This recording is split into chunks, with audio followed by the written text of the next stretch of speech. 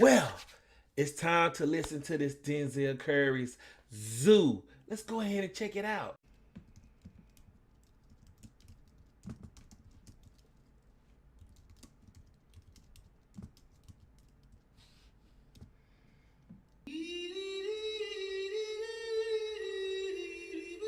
I think I clicked the wrong link.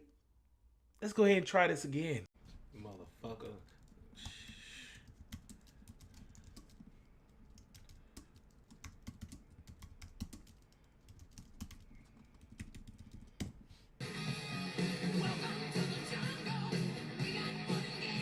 You know what? I'm just gonna do a review until I find this album.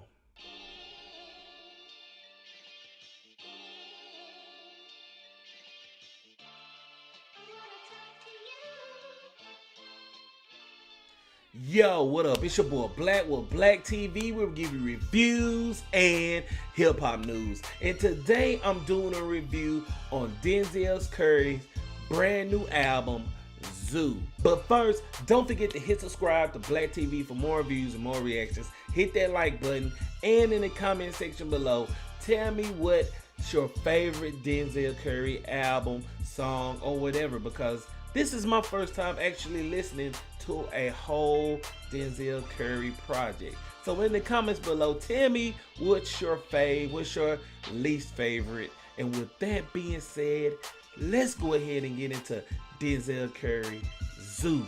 For anybody that's just like me, that's not familiar with Denzel Curry, this is his 4th studio album. He's from Carol City, a neighborhood that's from Miami, such as Plies, Rick Ross, Trina, and Trick Daddy. And from all the interviews and stuff that I looked up on Denzel Curry about this album, he freestyled the whole entire album, bruh. That's right, Denzel Curry freestyled this whole album. Usually, I don't know how accurate that is. Some artists go off the hand of saying that, but this album is 31 minutes long with 12 tracks on it.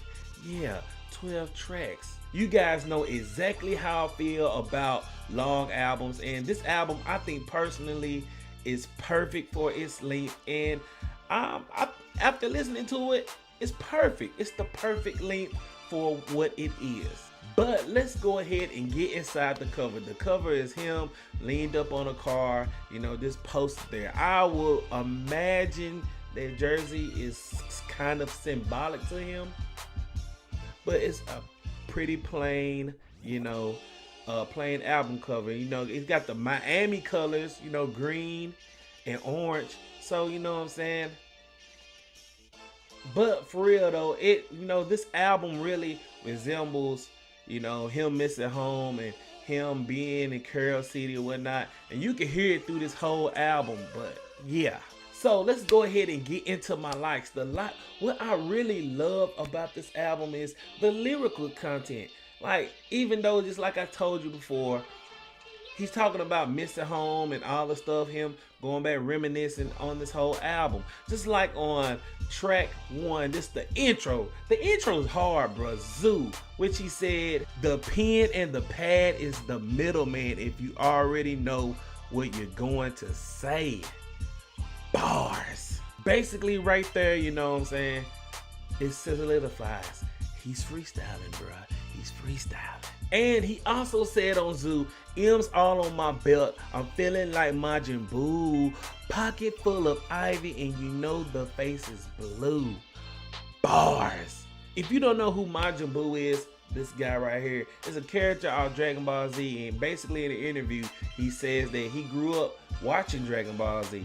And who hasn't? Who hasn't, bruh?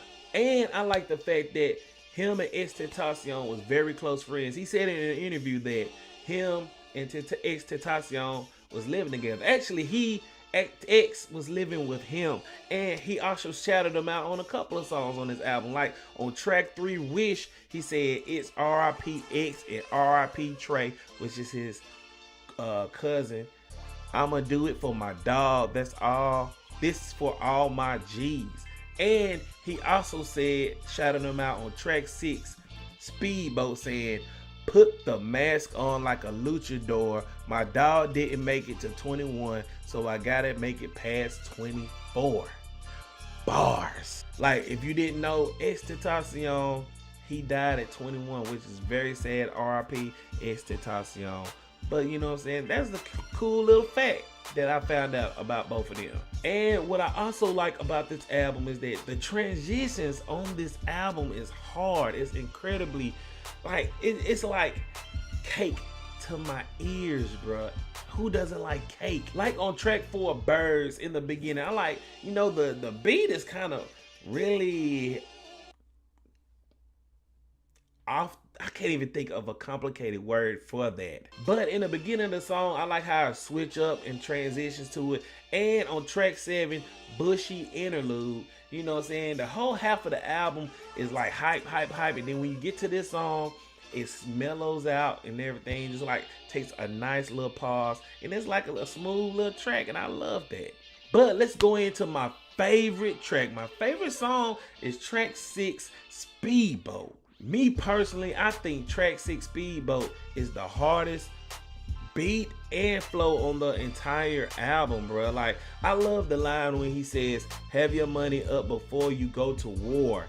Man, that cannot be so true, because if you broke and you trying to do something, it's just not gonna work, bro. It's just not gonna work. But let's go ahead and get into my dislikes. No, sometimes, you know, he doesn't have a lot of features on here. He has like Kid Omar, Rick Ross, Ice Billion Bird, Sam Sneak, and Play That Boy Zay. Like, you know, some of these features could have been left off, bruh. Just like on Rick Ross on Birds. Like, to me personally, I think Rick Ross Birds, like, his verse was kind of low. You know what I'm saying? And for some reason, Rick Ross is always off topic, bruh. It's like he's always off topic. Like, stay on target, bruh. Stay on target. And track 12, PAT, featuring Play That Boy Zay. You know what I'm saying? Personally, I don't like the scuzzy sound that this track have. And like, you know, it's like, I don't really just like how that sounds. But I see that he's trying to put this new Miami artist on a pedestal, and that's kudos to him. But you know what I'm saying, this song just really wasn't for me. And track 8, Yo, like, that's okay. I'm gonna admit it. The skit is funny, but I don't think it really should be on the album. I know, like, the whole album seems like he's trying to just reminiscing on Carol City and all that, and this is just a homage of how they talk in Carol City. But you know, he could have just left it out. Like, it pulled me out of the listening experience, if that makes any sense. And track 11, Black Land 666. Like, this is how Denzel Curry usually do music. No, I haven't heard any of his albums, but I'm really aware of what kind of music he makes, and this sounds more like Denzel Curry. He said in an interview that he wanted to make something more simplistic on this next album, and he have. Zoo sounds very simplistic, but with this song right here, you know, it just wasn't for me. I don't like that scuzzy sound like the grungy sound. It has a bagpipe sound to it. I didn't like the production on that. And track 5, Automatic, with Tay Keith on the production. I will say that I'm very disappointed in Tay Keith on this production. Like, I know in his career right now, Tay Keith is trying to mold certain instrumentals for artists, just for them. But I don't know, man. I think to me, he just needs to do stuff. If it ain't broke, don't fix it, bro. This doesn't even sound like a Tay Keith production. But hey, this is just my opinion. But my least favorite song on the whole Zoo album is track 10, Shake 88, featuring Sam Sneak. Yes. This song right here is basically a booty shaking song. I know Miami is infamous on making booty shaking songs, but I don't think that whole style fits with Denzel Curry just to make a booty shaking song. You know, I know it was. I'm not the type of demographic for this song, but it could have been left off, bruh. I just don't like the production. But let me go ahead and rate Denzel Curry's Zoo. I love the album. I actually love the album. I'm very surprised on how the album sounded and what he brought to the table and kind of dumbing down what he usually does. So I'm gonna give Denzel Curry a 7 out of 10. I will say I will be going back listening to certain songs on this album. I love the artistic content he brought to the table. It's not a classic though. But it have made me a Denzel Curry fan. So I'm gonna give this a 7 out of 10. But the most important question is, what do you think about Denzel Curry's Zoo album? Do you like it? Do you hate it? Do you think my opinion is wrong? Is there anything I'm missing? Put it in the comment section below. And with that being said, I'll holla next time on Black TV.